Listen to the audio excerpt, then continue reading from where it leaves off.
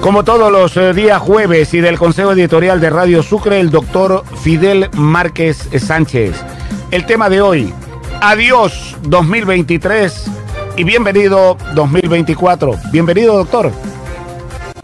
Gracias, colega Calderón. Ante todo, que hayan tenido unas Navidades y una Nochebuena bendiciendo al Señor y por supuesto el nacimiento del niño Jesús, y que tengamos todos un próspero año nuevo. Este último editorial del año no podía faltar que hiciéramos un breve análisis de qué nos dejó el 2023. Por primera vez, la aplicación de la muerte cruzada.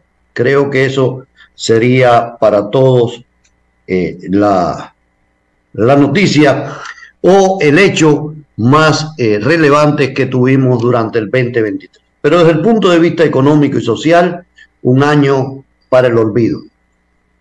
Y lo digo con toda la seriedad, porque un año donde no logramos recuperarnos a los niveles pre-pandemia, un año donde el crecimiento económico prácticamente ha sido paupérrimo, donde además las situaciones de inseguridad, que a mi modo de ver, y lo he planteado muchísimas veces, es el principal problema económico y social que tenemos en el país. Y planteo que es económico y social porque encarece nuestros costos productivos, porque no permite un buen funcionamiento de la economía y por tanto no permite crecimiento por parte del país ni tampoco por parte de la familia. Y donde además tristemente nos convertimos en uno de los países más violentos de la región, y tristemente tenemos que decir que ya tenemos ciudades que están incluidas entre las 25 o 50 más violentas y donde más muertes ocurren por situaciones de violencia. Entonces, ante esa situación, yo creo que debemos plantear todo el pueblo ecuatoriano que es la necesidad, a partir de las experiencias del 2023, que le demos la bienvenida al 2024 en función de que las propuestas de la sociedad civil sean las que nos lleven a acabar con estas lacras que tenemos que enfrentar en el país.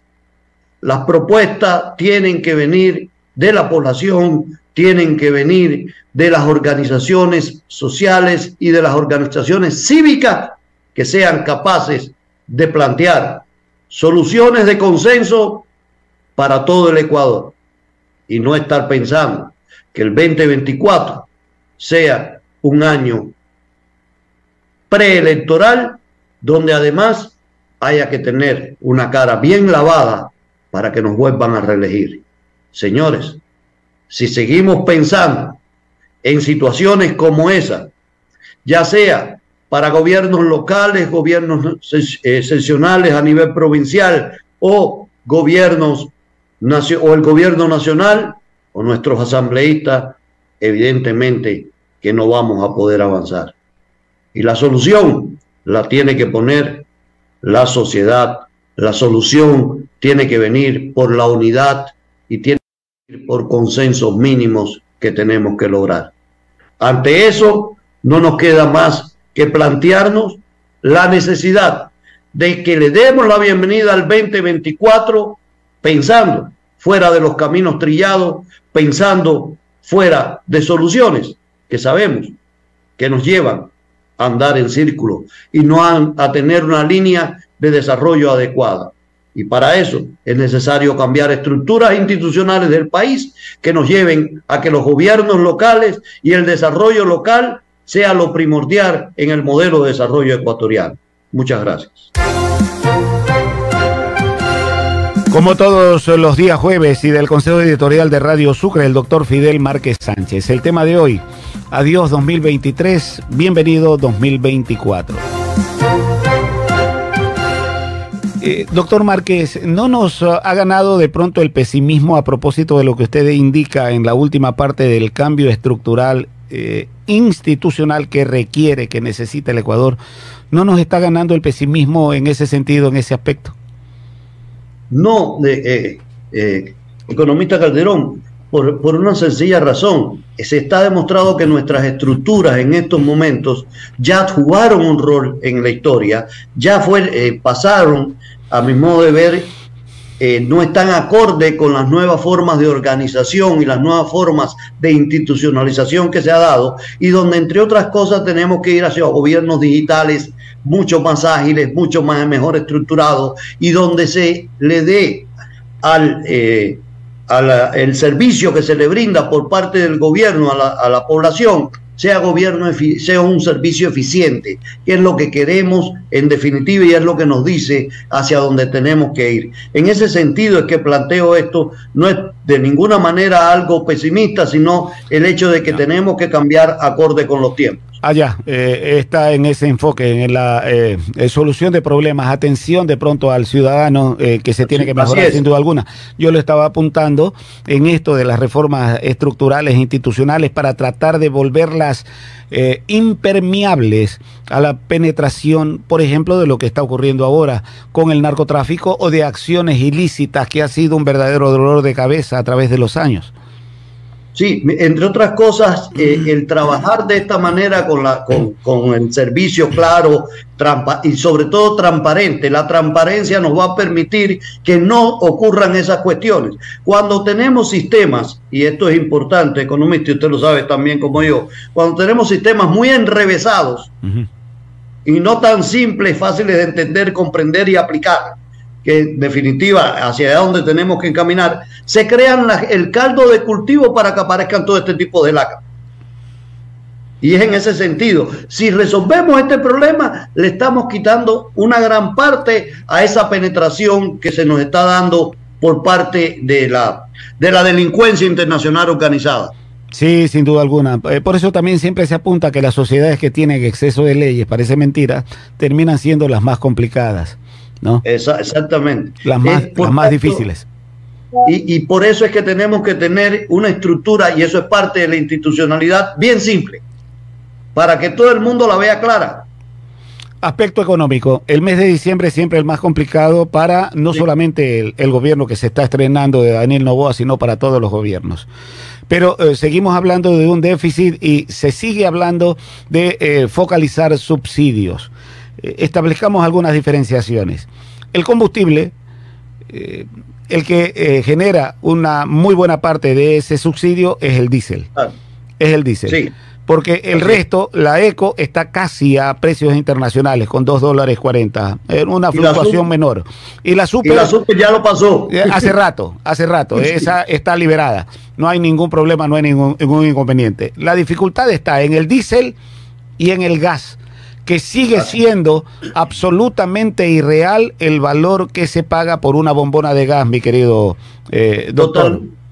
Sí, totalmente de acuerdo. Y esto no quiere decir que se elimine el subsidio, sino que hay que buscar los mecanismos tecnológicos, que sí existe la tecnología, para focalizarlo y que lo reciban los que lo tienen que recibir. Sin duda alguna. Pero sí, podríamos bajar un poco ese subsidio que se sigue apuntando, está sobre los $5.000 millones aproximadamente. Así es, sí se puede. Y se puede, mira, que bajemos nada más, y esto, 1.000 millones, ya es el mismo resultado que la ley que se acaba de aprobar, que está alrededor de los 800 millones de beneficios.